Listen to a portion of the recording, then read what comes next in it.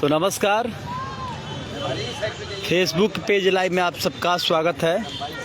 और हम इस समय आपको आरा कलेक्ट्रेट छठ घाट को दिखला रहे हैं। और यहाँ कुछ रंगकर्मी और कलाकार भी मौजूद हैं, उपस्थित हैं।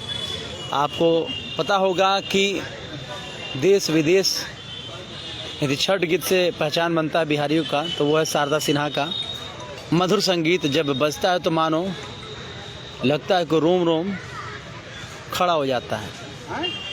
और आज जो कल शाम उनका निधन हुआ, निधन के बाद पूरे देश में और छठ इस समय में उनका निधन होना एक अपूरणीय क्षति है।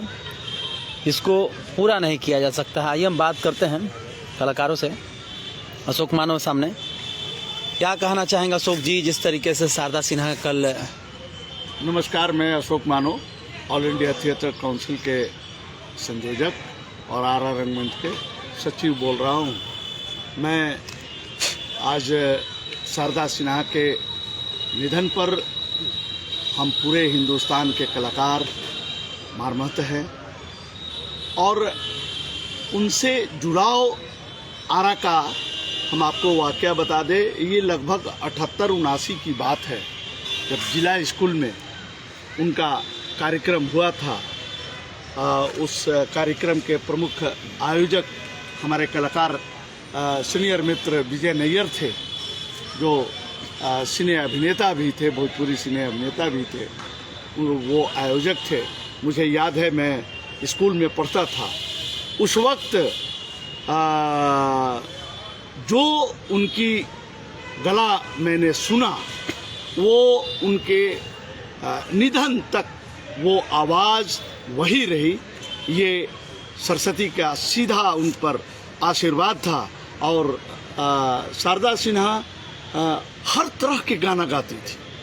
लोग जानता है छठ उनका तो पॉपुलर ये रहा गीत, लेकिन हर तरह के ठुमरी, दादरा और तमाम तरह के भोजपुरी की अच्छी गीतों को उन्होंने गाया।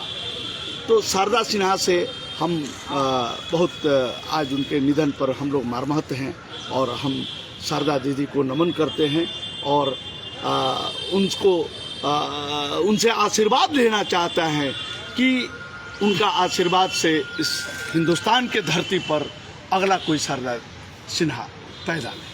फिर से जुड़ेंगे। आप क्या कहना चाहेंगे शारदा सिन्हा का जो कल निधन हुआ? नमस्कार, मैं लक्ष्मण दुबे और मैं ये कहना चाहूँगा कि ये एक शारदा सिन्हा का निधन नहीं, ये संगीत का एक बहुत बड़ा अध्याय समाप्त हो गया। और शारदा सिन्हा जो थी वो एक तरह से छठ शब्द का पर्यायवाची शब्द बन गई है। और छठ का मतलब ही होता है कि शारदा सिन्हा। और उनकी आवाज़ के बारे में हमारे अशोक सर ने बहुत अच्छा विवरण दिया कि जैसा आवाज़ पहले था आज भी वैसा ही था। एक ये कहा जाए कि मरने के दिन तक ये बहुत बड़ा सरस्वती का आशीर्वाद। जब वो तबीयत उनका ख़राब था 4 दिन पहले, फिर उनका एक गाना भी अभी अपलोड हुआ है यूट्यूब पर। और जिस तरीके से बिहार हो या देश हो, कहीं भी हो, यदि शारदा सिन्हा का गाना बजा मतलब कि छठ आ गया। जी, दिमाग में ये बात गूंजने लगता है कि छठ आ गया। और शारदा सिन्हा बहुत बड़ी गायिका हैं, जो कि तीनों विधा, शास्त्रीय, उपशास्त्रीय और लोक तीनों विधा में निपुण थी। मगर उनका छठ जो है ज़्यादा बढ़ चढ़ के बोला और उनकी पहचान इस छठ के गीतों से हुआ। लेकिन ऐसा नहीं था कि वे शास्त्रीय, उपशास्त्रीय और लोक तीनों विधा में निपुण थी।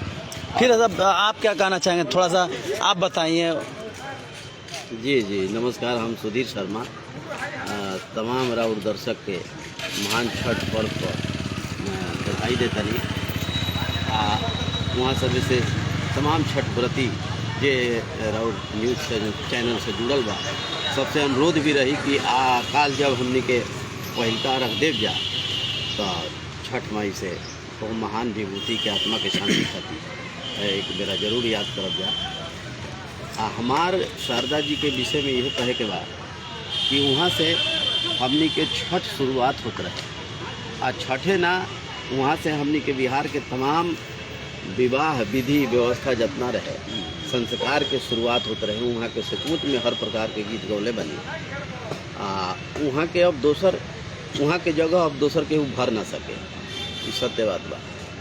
कहें से कि आज के जे भोजपुरी के गायक गायिका लोग बा और ना वहाँ सबे जैसे शारदा जी बनी चाहे मालिनी अवस्थी जी बनी, यहाँ सब एगो स्तर के मेंटेन करनी, कभी फिल्म के पैरोडी ना लेनी, आपन जौन मूल रहे शास्त्रीय संगीत जानते हुए भी लोकगीत के मतलब कि शारदा सिन्हा का गीत केवल छठ गीत नहीं, यदि विवाह पारंपरिक गीतों की बात किया जाए तो किस घर में ना हो शारदा सिन्हा का गाना ना हो। उनसे हम समझिए कि सावन के महीने की शुरुआत उनके गीतों से करते हैं, अपने घर में विवाह या संस्कार आदि की शुरुआत उनके गीतों से करते हैं। तो उनके बगैर हमारा सॉरी हम हिंदी में अगनी वहाँ के बगैर हमनी के अपन कौनो संस्कार संपन्न नहीं जा कर सकते। तो वहाँ के कमी हमेशा हमनी के खली वहाँ के हमनी के तमाम कलाकार साथी के तरफ से विनम्र श्रद्धांजलि बा।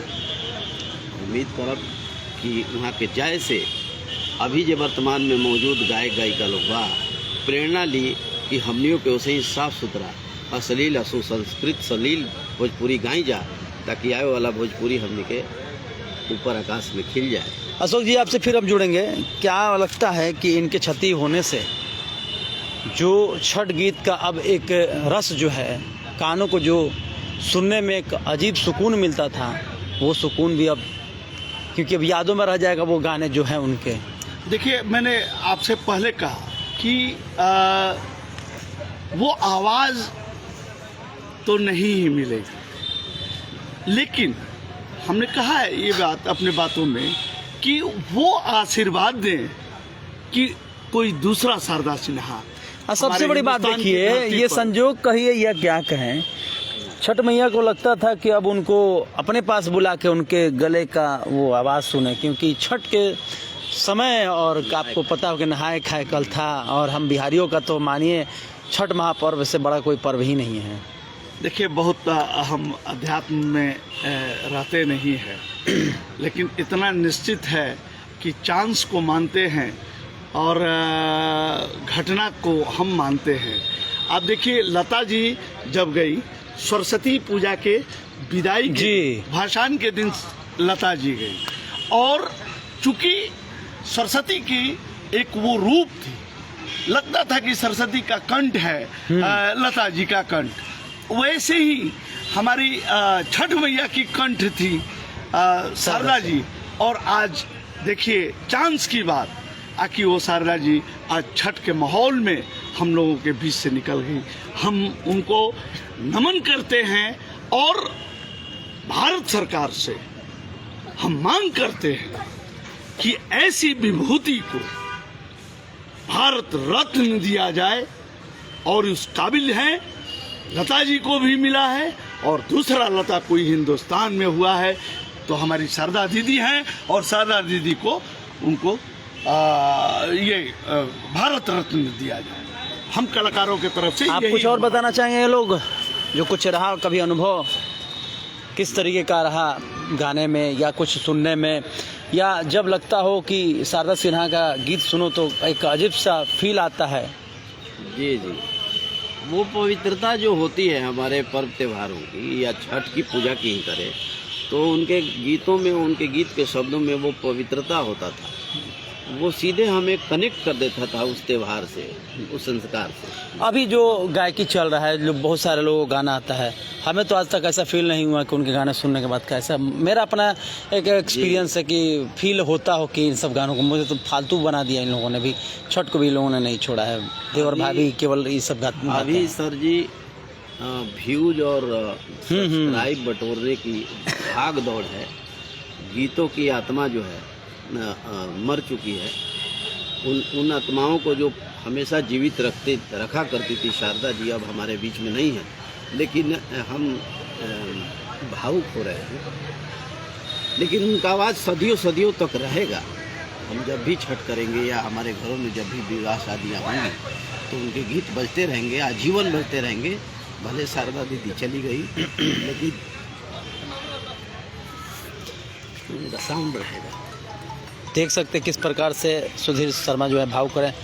जिस तरीके से शारदा जी का जो है हम लोग सभी लोग सुनते हैं, एक अजब सा मतलब कि पता नहीं क्या है छठ गीत में कि सुनो तो भावुक भी होता है आदमी, रोम रोम खड़े हो जाते हैं और लगता है कि अब कुछ नहीं इसके सिवाय जो छठ के गीत बजता है। तो आपको कैसा फील होता है जब इनके गाने को आपने सुना? अब मैं अनुभूति की क्या कहूँ, my feeling is great for her, and on this occasion I would like to give message to the people of the all world that she was not only a country singer, she was the singer of all world, international singer. And in her respect, I would like to say that Sarada Sinha has become the synonyms of the word Chhat. Yes. And she is always immortal. She will remain immortal, and she was immortal for us. Thank you. चलिए अंतिम आप लोग किस तरीके से आज जिस तरीके से उनका जाना हम मरमत हैं और आरा रंगमंच और हिंदुस्तान के कलाकार तरफ से हम उनको नमन करते हैं और पुनः हम देश के राष्ट्रपति और प्रधानमंत्री से ये मांग करते हैं कि उनको भारत रत्न दिया जाए। दीदी को ये मिलना ही चाहिए और इन्हीं बातों के साथ आज छठ के दिन उनकी याद आएगी और हम लोग सदियों अपनी शारदा दीदी को याद करेंगे, यादों में रहेंगी। तो देख सकते हैं किस प्रकार से भावुक हैं कि यहाँ के कलाकार और अपने भावनाओं को नहीं रोक पा रहे हैं, क्योंकि ज़्यादा मैं जाऊँगा अंदर और बातों को रखेंगे तो लोग रो पड़ेंगे। क्योंकि एक छठ गीत जो है ना, बिहारियों के लिए जहाँ भी हो छठ गीत बज जाए तो उसके बाद चलिए मुझे भी शब्द नहीं मिल रहा है। धन्यवाद।